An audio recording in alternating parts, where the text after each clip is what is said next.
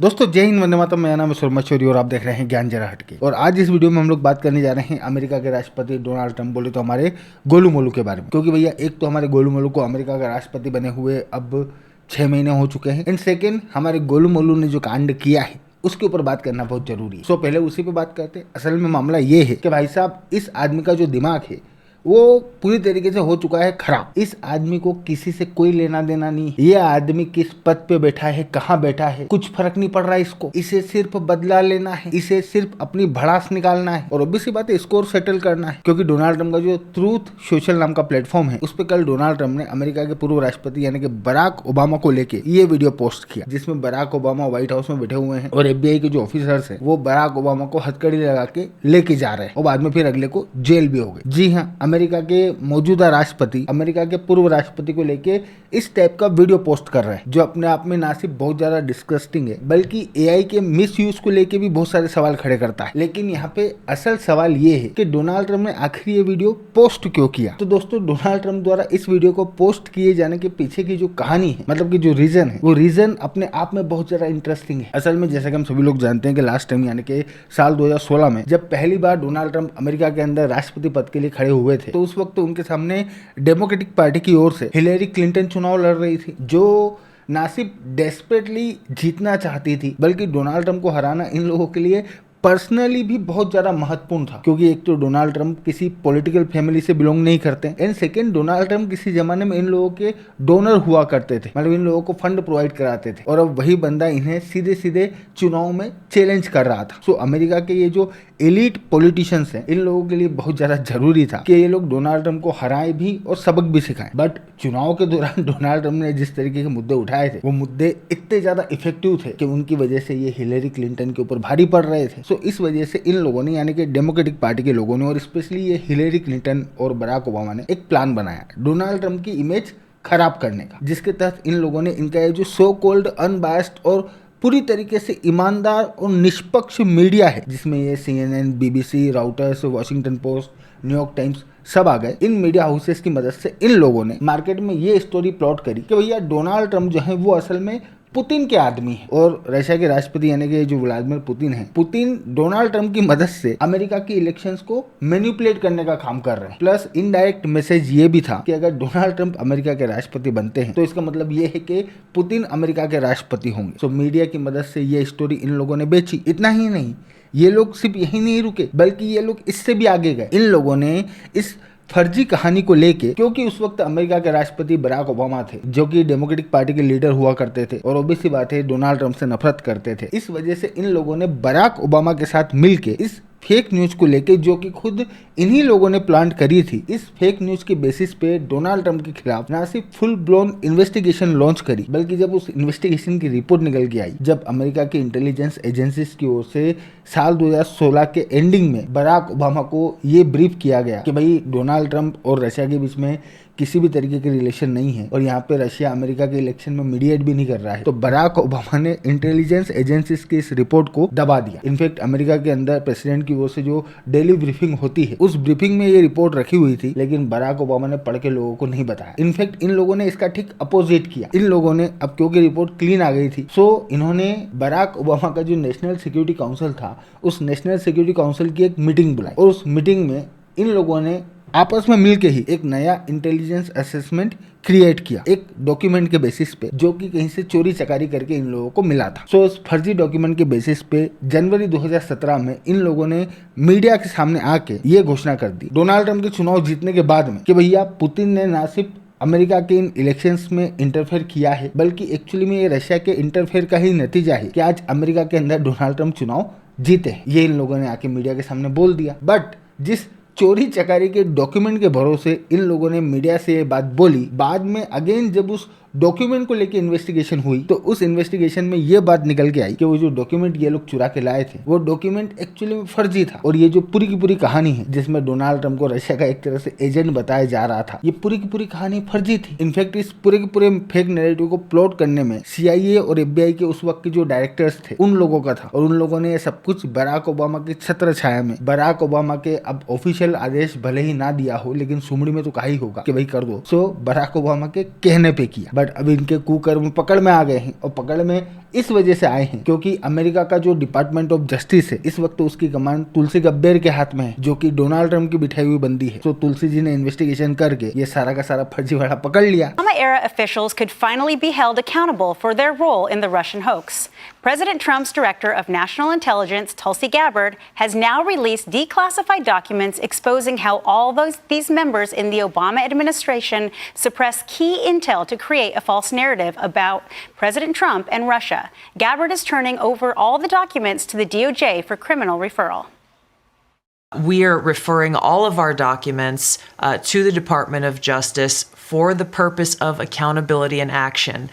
No one, no matter who they are, no matter how high up they are or how powerful they may be, no matter who the intelligence officials or professionals were who were a part of this treasonous conspiracy, there must be accountability. And according to documents, a December 2016 presidential daily briefing concluded that Russia did not impact the election, but that was shelved by the Obama administration. Instead, Obama gathered his National Security Council the next day to discuss creating a new intel assessment. That was published on January 2017, and it claimed that, quote, further intelligence has come to light showing Putin interfered in the election to help Trump. And this intel was later confirmed to be the fraudulent Steele dossier. और investigation करना जरूरी भी था क्योंकि ये Russia वाले मुद्दे पे लास्ट टाइम डोनाल्ड ट्रंप की प्रेसिडेंसी के जो 4 साल थे वो पूरे के पूरे 4 साल अमेरिका का जो मीडिया है, अमेरिका के मीडिया ने यही कहते कहते निकाल दिए कि भैया डोनाल्ड ट्रंप को रशिया वालों ने अमेरिका का राष्ट्रपति बनाया है। सो किसके कहने पे ये सब कुछ हो रहा था, इसको लेके ऑब्वियस बात है इन्वेस्टिगेशन करना जरूरी था। इस वजह से इन लोगों ने इन्वेस्टिगेशन करी और अब इन्वेस्टिगेशन करने के बाद में तुलसी गब्बर ने सारा का सारा फर्जीवाड़ा पकड़ लिया और इससे संबंधित जितने भी डॉक्यूमेंट्स है वो सारे ही डॉक्यूमेंट्स मार्केट में लाके डाल दिए, जिसमें अमेरिका के पूर्व राष्ट्रपति यानी कि बराक ओबामा साफ साफ फंसते हुए नजर आ रहे हैं। सो एक्चुअली में ये वो रीजन है जिसकी वजह से डोनाल्ड ट्रंप ने बराक ओबामा को लेके ये आपत्तिजनक वीडियो पोस्ट किया है। ऑनेस्टली यहाँ पे डोनाल्ड ट्रंप का गुस्सा जायज है, लेकिन फिर भी अमेरिका के मौजूदा राष्ट्रपति को अमेरिका के पूर्व राष्ट्रपति को लेके इस तरीके के वीडियो पोस्ट करना शोभा नहीं देता। लेकिन डोनाल्ड ट्रंप को क्या ही फर्क पड़ेगा। इस आदमी को जब बच्चे का कार्टून बना के जेफरी एप्स्टीन को पत्र लिखते हुए शर्म ना आई, तब इसमें तो क्या ही शर्म आएगी। सो इस तरीके के काम हमारे गोलू मोलू कर रहे हैं ना। अब बात करते हैं हमारे गोलू मोलू की प्रेसिडेंसी के बारे में, क्योंकि भाई साहब डोनाल्ड ट्रंप को अमेरिका का राष्ट्रपति बने 6 महीने हो चुके हैं और 6 महीने पूरे होने पे हमारे गोलू मोलू ने ये पोस्टर डाली है जिसमें हमारे गोलू मोलू इनडायरेक्टली अपने सपोर्टर्स को ये बोल रहे हैं कि पिछले 6 महीने में हमारे गोलू मोलू ने कुछ भी अचीव नहीं किया। अगला बता रहा है कि मैंने वॉर रुकवा दी, फलाना कर दिया, ढिमकाना कर दिया, अमेरिका जो डूब रहा था उसे डूबने से बचा लिया, बट कॉन्क्रीट क्या अचीव किया इसको लेके डोनाल्ड ट्रंप कुछ भी नहीं लिख पाए। और डोनाल्ड ट्रंप इस वजह से नहीं लिख पाए क्योंकि बताने के लिए एक्चुअली में एक भी अचीवमेंट नहीं है। भाई रशिया यूक्रेन वॉर को लेके बंदे ने चुनाव से पहले लोगों से वादा किया था कि 24 घंटे में रुकवा दूंगा, अब अगला उसे सार्काज़म बता रहा है। प्लस 6 महीने हो चुके हैं, वॉर रुकना तो दूर की बात अब बढ़ने की बात हो रही। टेरिफ वॉर को लेके डोनाल्ड ट्रंप ने अपने समर्थकों से ये वादा किया था कि डोनाल्ड ट्रंप दुनिया की तमाम कंट्रीज के ऊपर ये जो टेरिफ लगा रहे हैं इसके इमीडिएट बाद दुनिया की तमाम कंट्रीज अमेरिका के साथ में ट्रेड डील कर लेगी, जो ऑब्वियस बात है दुनिया की तमाम कंट्रीज करना चाह रही। लेकिन डोनाल्ड ट्रंप ये जो क्लेम कर रहे थे कि भैया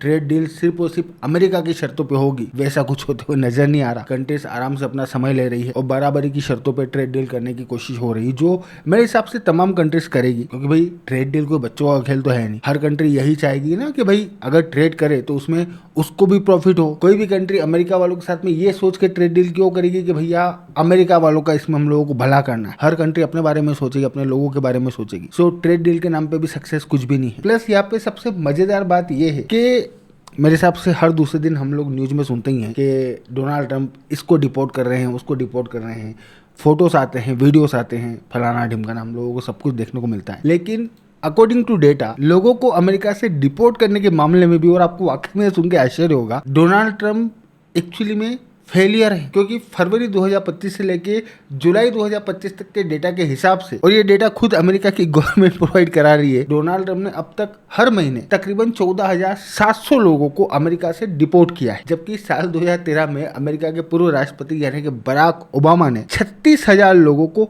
हर महीने अमेरिका से डिपोर्ट किया था। But here is the surprising fact behind the mayhem. Donald Trump has deported fewer people per month than Barack Obama did, and barely more than Joe Biden during a similar span last year. according to ICE data obtained by NBC News. Trump signals that his administration is fearlessly executing mass deportations, but the numbers reveal a somewhat different reality. Since February, his administration has deported 14,700 people per month on average, according to NBC.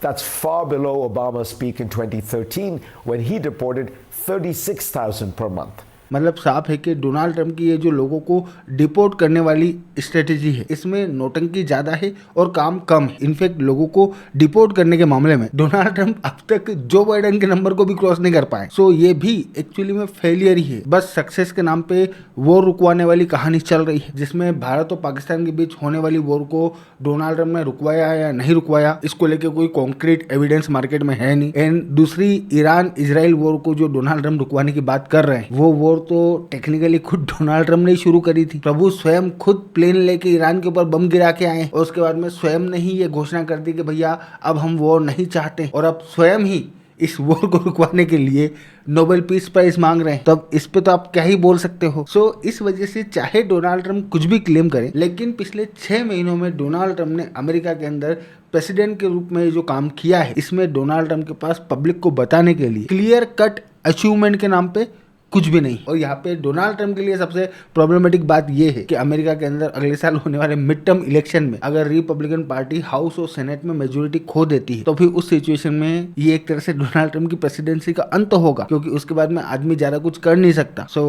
6 महीने हो चुके हैं और अब बस 1.5 साल बचा है। वैसे वो $5 मिलियन की प्राइस पे अमेरिका की परमानेंट रेसिडेंसी वाला गोल्ड कार्ड जो हमारे गोलू मोलू ने लॉन्च किया था, उसमें भी कोई विशेष सक्सेस नहीं मिल रही। दुनिया में कोई भी अमेरिका की सिटीजनशिप लेने के लिए इतना ज्यादा डेस्परेट नहीं है कि वो उसके लिए $5 मिलियन अप फ्रंट पे करे। सो ये वाला प्रोग्राम भी एक तरह से फेलियर ही। और इन सब के ऊपर ये जो जेफरी एप्स्टीन का भूत है, ये भूत हमारे गोलू मोलू का पीछा छोड़ने को तैयार नहीं। और ये जेफरी एप्स्टीन वाले मामले में सबसे बड़ी मुसीबत ये है कि खुद रिपब्लिकन पार्टी के लोग हमारे गोलू मोलू के ऊपर इस बात का प्रेशर डाल रहे हैं कि डोनाल्ड ट्रंप जेफरी एप्स्टीन से संबंधित फाइलें पब्लिश करें, लेकिन डोनाल्ड ट्रंप उन फाइलों को पब्लिश करने के बजाय अपने ही समर्थकों को गालियां बक रहे हैं। सो इस वक्त तक तो चारों तरफ बस रायता ही रायता नजर आ रहा है, लेकिन फिर भी आगे क्या होगा ये तो ऑब्वियस सी बात है, आने वाला वक्त बताएगा। बाकी तब तक के लिए आप लोग ये बात ध्यान में रखें कि मैं हूं आपका दोस्त सौरभ और आप देख रहे थे ज्ञान जराट के। Thank you for watching. I really appreciate your time.